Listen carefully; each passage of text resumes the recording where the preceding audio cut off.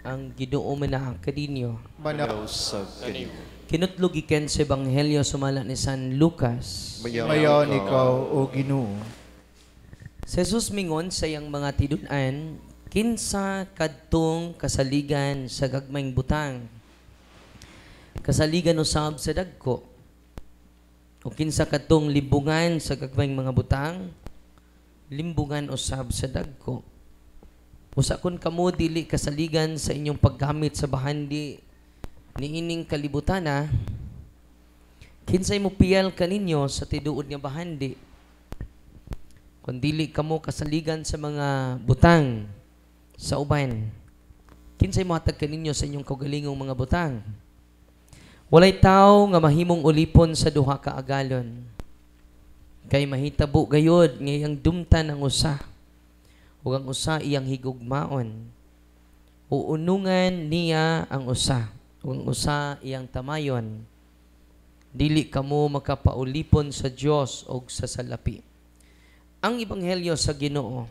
Daygon ikaw o Kristo. Palihog manglingkod. Magandang tanghali sa ating lahat.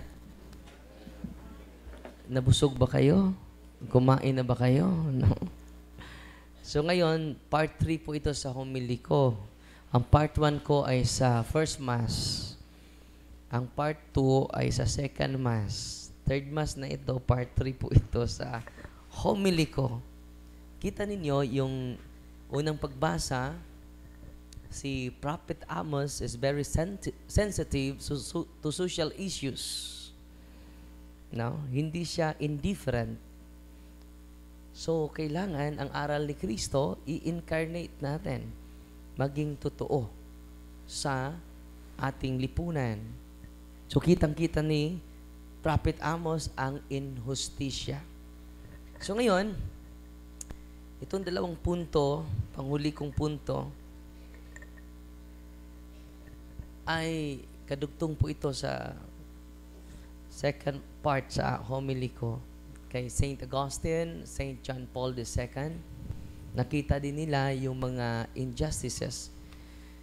Ang primary problem natin, we never live injustice. We live injustices. We promote injustices without knowing. Unang-una, sabi ni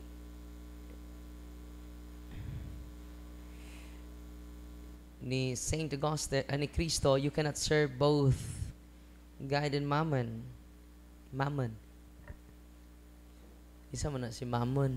Kanang pagkaon for there? No. Na ba kay Mammon? No.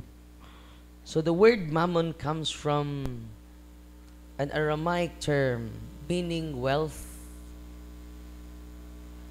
money, or material riches. Luke chapter 16 verse 13. So ito yung gospel natin ngayon. So ang problema natin ngayon, itong idolatry of mammon. Sumasamba tayo kay mammon. Kasi mammon is demonic name of greed. Ang behind the greed is the demon called, his name is Mammon. No? During exorcism, I encountered Mammon many times. No? Many times. So, gisulti ni Kristo, sinasabi ito ni Kristo, therefore, it is a spiritual reality. You cannot serve God and Mammon. Here, Mammon is personified. So, parang persona. Oh, ito si Mammon. Hindi para. Persona talaga. It is the name of the demon of greed. His name is Mammon. M-A-M-M-O-N. Mammon. Like a rival master or even a false god, it's not just money in itself, but money as an idol. A thing people serve. A thing people serve, trust, or worship in place of God. So, saan na? Nagsilbi ka na sa bagay. Yung pera, no? You serve money. Ang concrete example natin, ang flood control.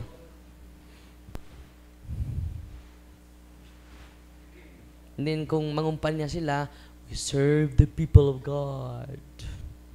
Haring lungsod, kung inyo kong butuhan. But. Ang mayor, papa. Ang vice mayor, mama. Ang first counselor, ang kinamagwangang anak. Kuwang na lang ang ilang iro padaganon. Woe to you. You are serving mammon, not the people of God.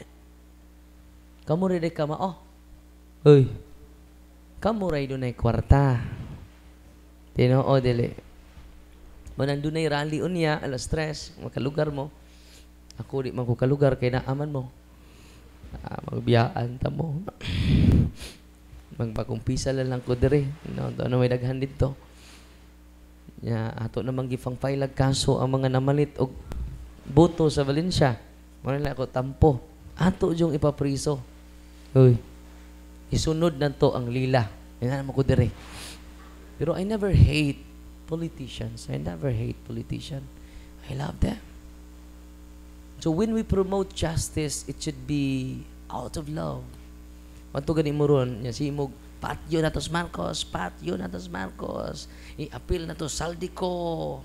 Saan man to mas Amerika? Kung sa kuno'y kalainan sa kurap sa Amerika o sa kurap sa Pilipinas. Ang kurap sa Amerika, go to jail. Ang kurap sa Pilipinas, go to the US. Sana all. Pero ayaw mo ka suya nining mga tauhana because they are serving thing. They're serving money. They're serving mammon. They're serving wealth. Kay ba mo nga ang mga dagko kaayo nga representatives. Di tanan ha? Uy, pipilara. Kining mga representatives, ubay-ubay. Ubay buhol. Ang masuko, apil ka. Kung di ka masuko, okay labot. Kining mga representatives.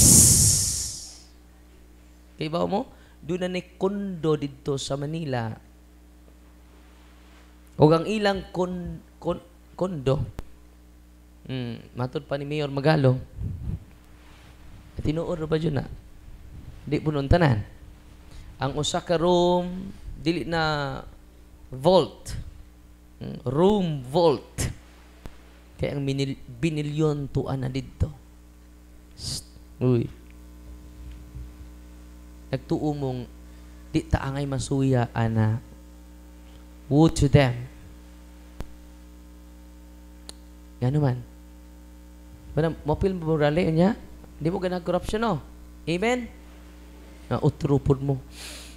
Hindi rabajud mo mudawat kung way padangog. Di rabajud mo maminaw sa simbahan. Merisi mo. Kay di mo mamati sa simbahan. Kapila ng ingon ang simbahan. Ayaw mo dawat. Mudawat jud mo. Utrusan mo.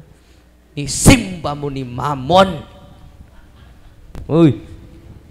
Unya, kung di raba kadawat, masuko. Sungon ang leader.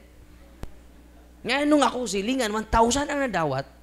Nga nung ako, 500 naman. All of you are worshiping Mammon. Woe to us because of us. Not only because of the politician, because of us. Amen? Woe to us. Kanang si ingong-ingong ibagsak si Maros, kamoy nagbutar, anak. Uy. Naawara mo. Kamu rin nagbutar, kamu mapuy mo pahawa. Nga naman, we never listen to the wisdom of the church. Many times, gahi tag-o. Tinoo, dili. Na magrari-rally ba yung mga kulukoy. Dili, unahon na itong sagpa itong kaugalingon. Oy, di ka nindot nga atong unang kasabaan atong kaugalingon. Wala, may nindot. Sig blame-blame ni Marcos, sig blame-blame ni... Blame mo na ito kaugalingon. Do repentance. Amen? In Christian theology, idolatry means giving ultimate loyalty. Ano sa din ng idolatry?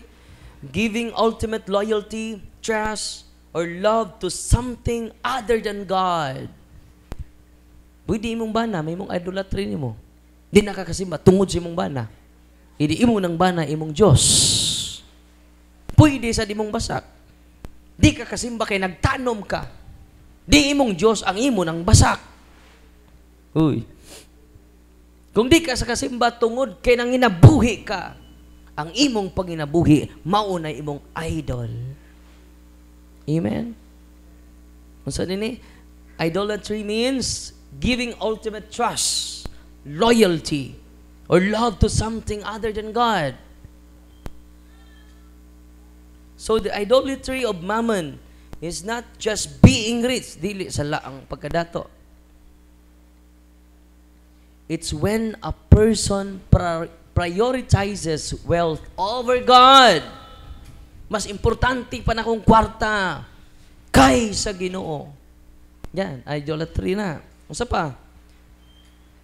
Uses unjust means to gain it. Aron lang jud ka makakwarta, imong apikihon og sweldo ang imong mga tao. Ang imong mga trabahante. Trabaho, overtime, gamay kay sweldo. Parehas nang-apply maid. Sir, mga-apply kog maid, sir. Nga kamao ka mang luto, gamay. Kamao ka man laba, gamay. Kamao lagi ka magbantay bata, gamay. Sa dawat na ka. Ningon po ang apply. Pila po akong sweldo, sir? Gamay. Kaya naama kay gamay. Bantay mo, daghan karon nga mga negosyante nga double payroll. Ang usa ka payroll tuwa sa duli. Ang usa ka payroll between you and the employer. Nanuman, below minimum wage sa imong gisweldo sa imong mga tao. Ni dato tod ka. Woe to you. Nidaghan imong kwarta. Woe to you. Ganuman, you are now doing idolatry of mammon. You worship mammon. Ang pinaka-importante dili ang kwarta. Ang pinaka-importante ang mga tao nga ni trabaho nimo. Ya karon kini dako man ang atong blessing, I will share more than your allowance. Ana. Sige padato, ini kabatay nimo karon. Why mada bisan piso? Tinoo dili. Mao na nga manuktok ko ninyo ron. Kay ang ministry doon na pa'y utang 1.5. Dili na ako. Nag-ongoing patag kuan sa niya ato pa ning i-repaint kining kuan atong ito man atong i-repaint suggest mas bishop nya na patay utang 1.5 M. Na pwede ra jud mo muhatag og 20 pesos, 10 pesos para sa ministry. It is owned by the Diocese of Tagbilaran. It is not owned by Father Darwin. It is our ministry, the church entrusted to us. Amen? Yep. Pangayuan yung resibo ha. Uy. It is for God. It is not for Father Darwin. Parang doon na tayo nindot nga lugar. Salamat kayo sa mga kanunay ni Tabang. Kaya doon na patay, tukuron diya, tulo ka building, temporaryo pa ni. Uy, temporaryo pa ni. Una itong, isunod ito tukuron ang chamber sa mga exorcist. Doon na sila kapahulayan. Aron ganahan sila mo duty, umutabang dire. Kaya pa sila room ron. O niya, chamber o mga room sa ato mga deliverance ministers o mga staff na tubangan. Permanent. Ikaduha, ang chapel na to, naman das gawas, pero magpa-print tag dako-dako sunod. para makita ninyo ang master plan. No, kini nahuman ni nato 3 months. Salamat ninyo. Atong nagasto tan-awa lang sa St. Michael Exorcism page to ana to dito gi plaster. Nya kato mga nipada sa online walay mga ngan ang makita nato. Wala ato na lang giusa. No? Salamat kay ninyo sa inyong suporta. Nagsugod pa ta. No? It is for the glory of God. Amen. Pwede po mo mahatag usa ka lublak. Usa ka kabilya. Usa ka sako. Nga siminto itong hinayay nagtukod sunod mga adlaw. Pero ito sa itong hinayay bayad. No? Kalau is gino nakabayad taron 100,000, 1.6 man na. So 1.5 na karon. So, padayon ta. Nalaon na 20 ko taman. So mammon is the demon of greed. So, karon, idolatry of mammon. Asa naman to? Dara. Kung sa may sign niya ni idol ta ni mammon, builds life around possessions rather than faith. Sige ra tagpadato. Wala na kay panahon sa pag-ampo. Money. Kwarta dito, kwarta diri kana. We worship mammon. So pailain.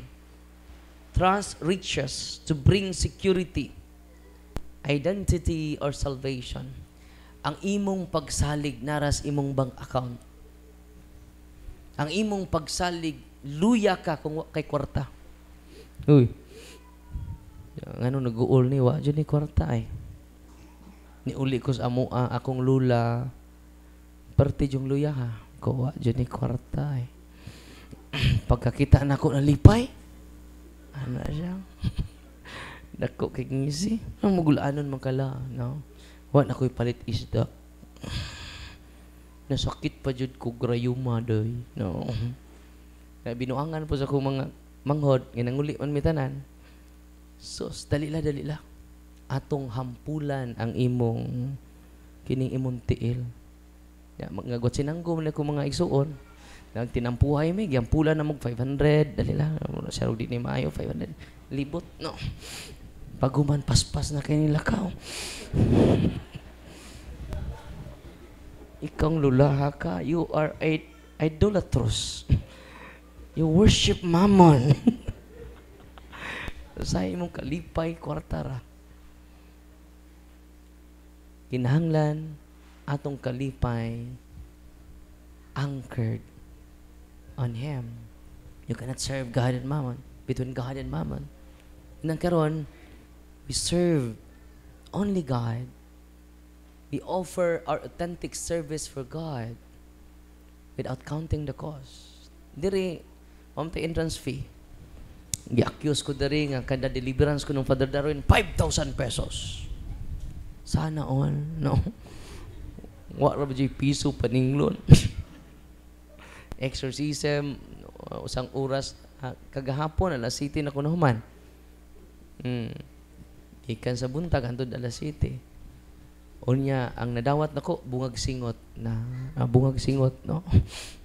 Libre raman diri, kumpisa libre, unwenting the sick libre. Na ba entrance fee ninyo dire? Wa. Ini kalawat ninyo. Manluhod itarong ini kalawat ninyo ha. Nantay ludhanan. Ya, diretso lang na siyong baba. Unya, katong di ka luhod, tindog ra mo kay basig in. Luhod ninyo di na pud mo ka tindog. Ako inyong pasangilan. May pewa ko mo adto dito. So ato ni butas to nga, nya luhod mo, katong makaluhod lang. Katong di ka luhod, na mo luhod, no? Tindog ra mo. Nya kun di na pud mo kalakaw, ipaduo lang mo sa deliverance ministers to receive the Eucharist. Yan ang kalawat ninyo, di jud maingon ang pare, unsa man ihog na kas kolektaw pa. O pa. Dili lawas si Kristo yung madawat ron. So unsa may imong hatag na Father? Bukog ni Kristo. Aron mabukog kang tihika ka. muhatag ka sa sibot or dili, bibigay ka sa kolekta or hindi, katawan ni Kristo ang matanggap natin. Because salvation is free. Amen? Kung hindi tayo maligtas, ang mablame niyan ay hindi si Kristo, tayo. Amen? Alauna 20 naman, no? Ako na itiwas ni akong humili, unya. Uy, unya, mag-live na lang ko ako na nintiwason. Kaya di pa dyan mahurot. Dapat man ko sa introduction sa part 3 na napay gitawag divine memory, no? So napa ko sa idolatry una ang saying ni Saint Augustine, nya then saying ni Saint John Paul II, nya kining third part idolatry of mammon kinsa jud worship nato kung patuloy tayong mag 100% ultimate trust and loyalty to our riches, dependent to the wealth, we worship mammon. You worship mammon, no? So, anong gawin natin? Ito yung gawin natin, mga kapatid. Live simply. Live simply. And then live generously. No? Sa practice natin yan, we counter mammon. The virtue of generosity. The more you give, the more you receive. Kung may pupunta sa'yo, Brad, gusto kong mangutang sa'yo, 1,000. No? Bro, may 250 ako. Mangutang ka sa iba. No? Wag mong sulbahin yung problema ng iba. Hindi ka naman savior. No? So, hindi lang ako ang tao sa mundo, Brad. No? Punta ka doon sa marites ko na kapitbahay. Yan. May 250. Generosity. The more you give, the more you receive. So, the antidote of greed is generosity. You are not attached of your wealth. You are not attached of your money. You are not attached of your possession. But you are attached only to God. Amen? And by doing it, we worship now the God of gods, the Lord of lords, the King of kings. Amen? Mamayang gabi, continuation, part 4. So, humili ko dahil oras na, 1:20. And then magpakumpisal pa ko sa inyo. So, 2 to 4, mag-deliverance tayo bawat isa sa inyo. And after, mag-exercise din ako. After that, mag-anointing of the senses ako. Anointing of the sick. Kanina, marami na nakakumpisal. Mga 40 ka mga tao yun ang umpisal. So, sinabihan ko si Father Gamaliel, Father, every Sunday, 6 a.m. lang ang misa ko. Para 8 to 10:15, magpakumpisal ako sa office. No? And then 10:30, dyan ako, magmimisa. After ng misa ko, dito na naman, 12:45. And then 2 to 4, mag-deliverance ang team natin. And then mag-exercise din ako. 3 yung ini-exercise ko kahapon. No? 3. Ang isa from England. Ilan yung demonyo? No, nakalimot ako. Ang daming demonyo. No? Parang 12 or siyam na demonyo ang pumasok. 7 yung demonyo pumasok sa kanya. No? So, meron akong 4 na libro na ginagawa ngayon. Una, yung next year na siguro ma-release natin. Una, Gospel Reflection. Pangalawa is The Lives of the Martyrs. Pangatlo, the Real Encounter of the Demons. Mga experiences natin dito. Pang-apat, Question and Answer. Itanong mo kay Father Darwin, Catechism. So, yan po 4 na libro yung sinisikapan ko na matapos at the end of this, part 1. Mag-release pa tayo ng part 2. Katulad ng humili ko, may part 1, may part 2, may part 3, hanggang babalik si Kristo. No? Matatapos lang ito kapag mamatay si Father Darwin at babalik si Kristo. Amen. Natutuwa ba kayo ngayon? At sana, let us increase our knowledge. every day. Alam nyo, itong life existence natin, lifespan natin, hindi sapat na ma-accumulate natin, ma-observe natin yung katotohanan ng ating pananampalataya. Grabe yung kaalaman ng ating simbahan. Amazing na amazing. Every day, na-amaze ako. Amen? So, yung pang part 4, divine memory, the divine memory of God, it takes accountability. Managot tayo lahat sa Panginoon. Sa live ko na mamaya. So, palihog banindog, apil ang nga to. Tukawan ninyo.